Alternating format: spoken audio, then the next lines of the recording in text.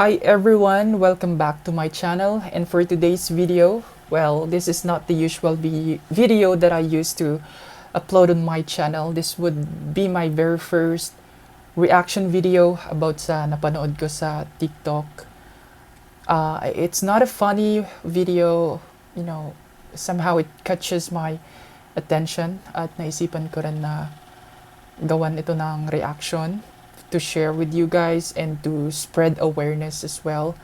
Some of you might heard of this before, but me honestly, although it was 15 years ago, pero first time ko siyang nakita, first time ko rin siyang narinig kung hindi pa ako nag-scroll sa TikTok ko. So I just want to share this with you guys. And disclaimer lang, this video is not mine. This video belongs to the rightful owner. And this video contains violence and SPG, and I also respect the people involved here on the video, and also especially the victims. So let's play the video, guys. Wala ka cover sa likod. Ano?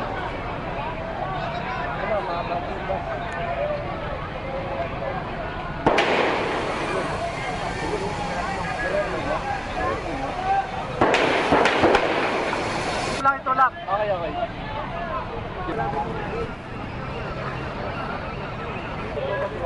May pula oh. Ayun may sumugod na.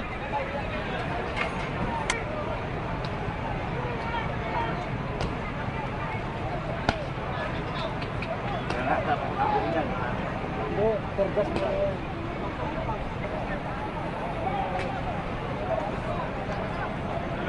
Kita mo? Ayan o, may gumagalaw. Ayun. Oh, shit. Patok siya o.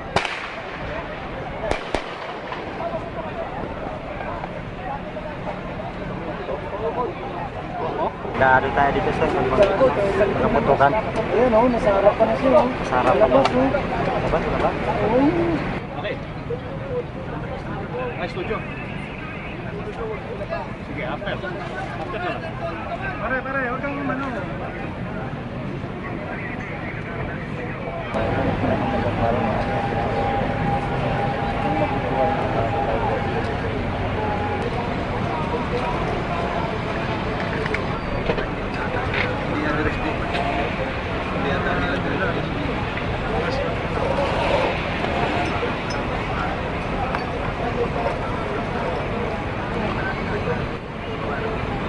Kailangan sa side niya. Wala, hindi mabuksan. Bad trip.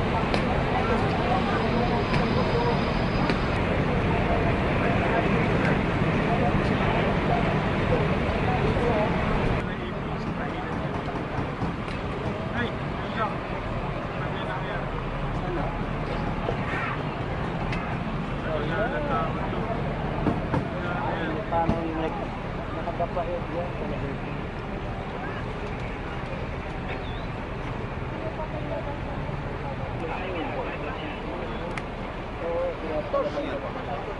Saya lupit ang gap.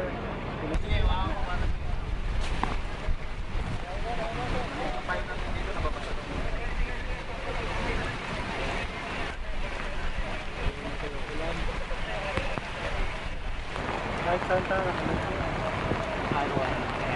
nakayari. Paano yung palabasan?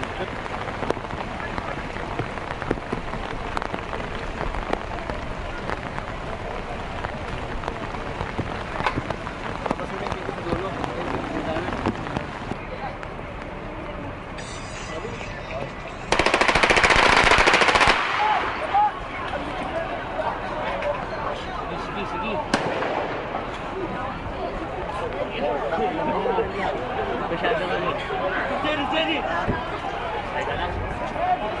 Patay na?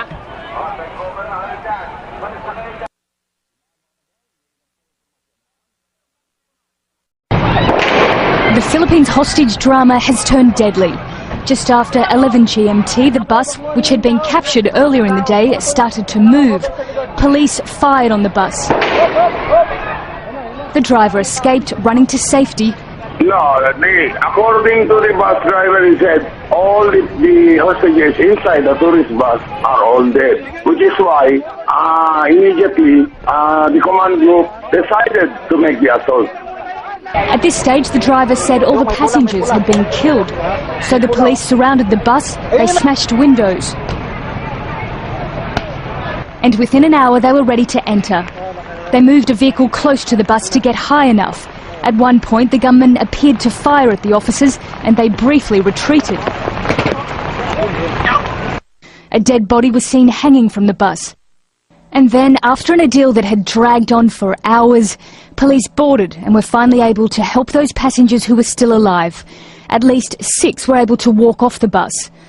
Earlier in the day, former policeman Rolando Mendoza had taken passengers hostage, demanding his old job back. He'd been accused of drug-related crime and extortion. Throughout the day, negotiators repeatedly tried talking to him, urging him to let people go. Here he released one man. A family was also set free. He is not in the state of his mind. It's the same Captain Mendoza before. He is not in his mind. He posted his list of demands onto the windscreen of the bus and later set a deadline. It passed. But ultimately the situation escalated. And while some of the passengers survived, police will now have to answer to the families of those killed, should they have stormed the bus earlier, before the gunmen attacked. Nicole Johnston, Al Jazeera. A negotiator delivers food to the bus where more than 20 passengers are being held hostage.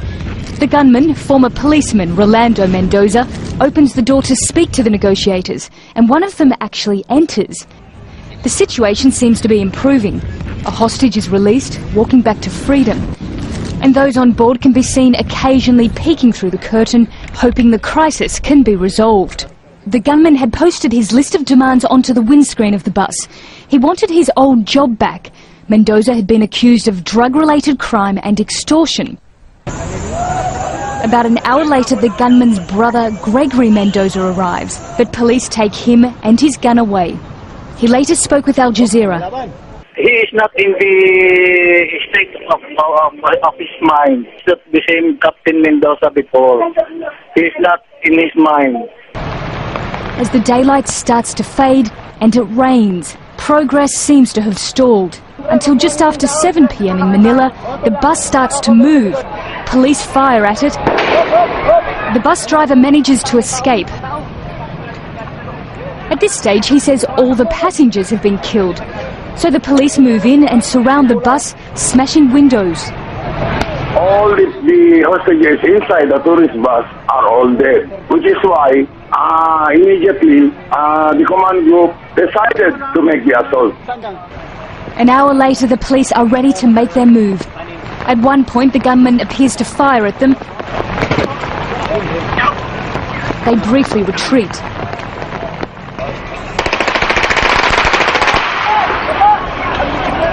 The first dead body appears, and then, after an ordeal which had dragged on all day and into the night, police are finally able to get inside and help passengers. At least 7 people were killed. It's believed the gunman was among them. For the people who've survived, it's been a long and horrifying day, and for the police too. It is the day one of their own turned on them, and the public, perhaps in frustration or anger. He lashed out against those he once served to protect. Nicole Johnston, Al Jazeera. Down this dimly lit corridor lies the home of the best policeman in Manila, or at least that's what the sign proclaims. It was also the former division of the gunman that killed 8 Hong Kong tourists. Senior Inspector Ramon de la Cruz worked with Rolando Mendoza for 23 years. He never thought he had the potential to kill.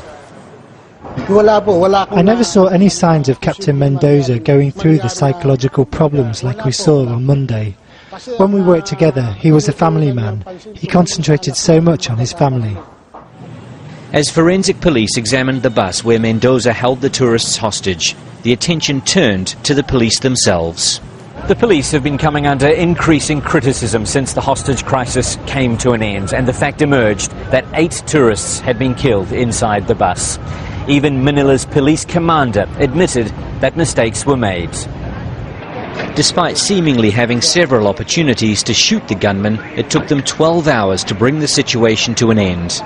Mendoza wanted his job back after he was sacked for a variety of charges.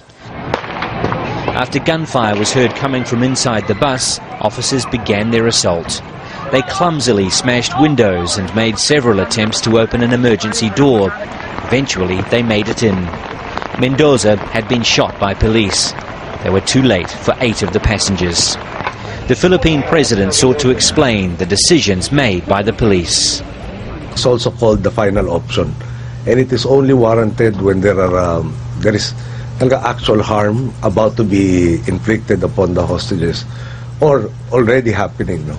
Now, how can I be satisfied when there are people who died? No? But as you know, even in Russia, with their resources, their sophistication, when they had that theater hostage-taking situation, the casualties were even more severe.